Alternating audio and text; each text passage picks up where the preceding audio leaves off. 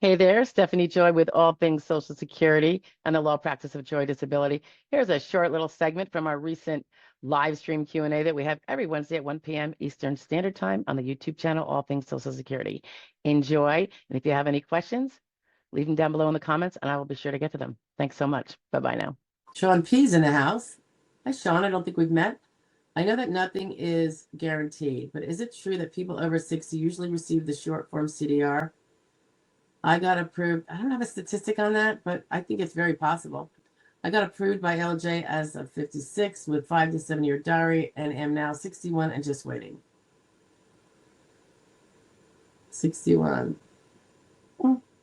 Yeah, because even the short form gives them a piece of information. Imagine if you got the short form and it said, yeah, I'm discussing going back to work with my doctor. Boom, boom. Now you're going to get a long form. You know what I mean? So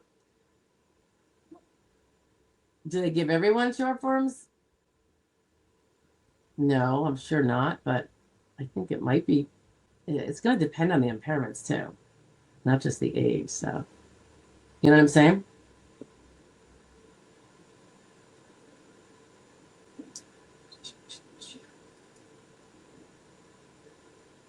I don't know how to say that. Tishomes. Or is it DT home? ET go home. Just kidding. Good evening. Just passed a long form CDR in August of 25. I was told by field office over phone next diary is in summer of 2028. I was told by the field office over the phone. Okay, so that's 2 years away? No more? You told me diary code MRN rather than MIP, which confused me. MRN. Let's see. I'll see if I can find something on that. I don't know what MRN is either.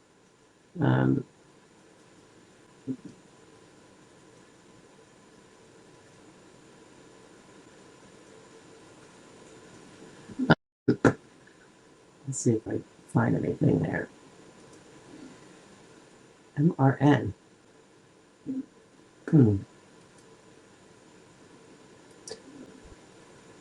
Let's see. I don't know off the top of my head. DT. Autumn says, between you and Jonathan with your videos and podcasts, I could not make it through this process. And we both love doing it. So I appreciate that little kudos there, Autumn. And that's why we keep doing it. He's a trooper. He does it at night. And I'm like, no, I'll be too tired. Lunch break seems like a good time to do it.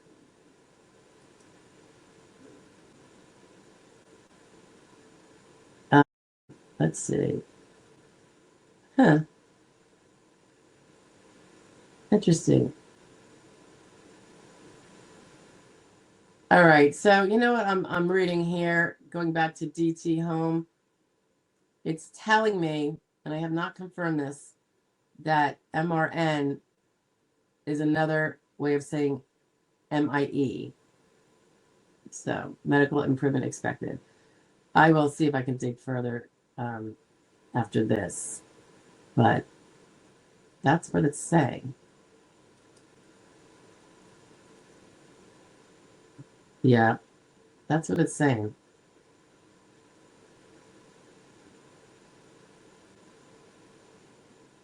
MIE, MIP. So I would just say, do what you're doing now. I'm sure you're staying on top of it. I'm sure you're still treating with your providers as reasonably, regularly as you can, and make sure they are aware. At every visit, I would be telling them my complaints. I wouldn't be, just because something doesn't get worse doesn't mean things are copacetic, right? I think sometimes people say when they're in their doctor's office, I don't know why people want to make their doctor happy. It's getting paid to treat you. If nothing's gone bad, they're like, I'm doing okay. I think we got to get away from that. That's what we say when we bump into people in the grocery store because we keep our stuff private. We don't have to say that to our doctors, right? So if you still have a pain in the legs with sitting too long, or, the back is still hurting when you just try to do your regular activities after a spell, I would keep that going, because those are going to come up in a CDR for you. And you'll have the evidence already there, just waiting. Big Ta says, hi, Big Ta.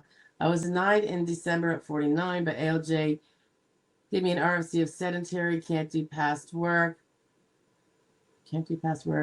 have 4 severe impairments. Turn 50 in October. If I apply a new application now, what's your opinion on approval? Unless, obviously, the new SSA period is not bound by the old ALJ, right? However, I often see them putting old ALJ decisions right in the electronic file with the new case. So they're obviously looking at it. But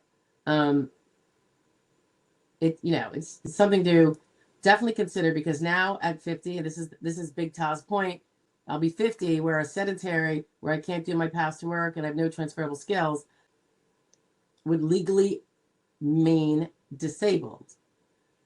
So what's your opinion on approval? Unless there's some way that your medical information shows that you've improved and you could be light now, I think it's a really good chance. So just make sure you keep that medical treatment going the way you've been. Follow up if there's any new diagnoses, get them in there and treat for all of that stuff. So there's no indicator that things have improved since the ALJ decision. And then you probably don't have an attorney, but if you did, it might not be a bad idea for them in the application in their remarks section to say, Judge so-and-so in a recent, on whatever date it was, December, found this claimant to be limited to sedentary. Since that time, his condition has only worsened. As such, now that he's 50, I'd probably say it. I mean, they know to look at all these rules anyway, but sometimes I just want to stick in their face so they know that you know and I know. So don't think that just because the claimant doesn't know maybe all the rules, you know what I mean? Anyway, it's not something, to respectfully put in the remarks. Not as wise guy as I am here, but why not? Can't hurt. So it does sound like it could be good for you, Big Top.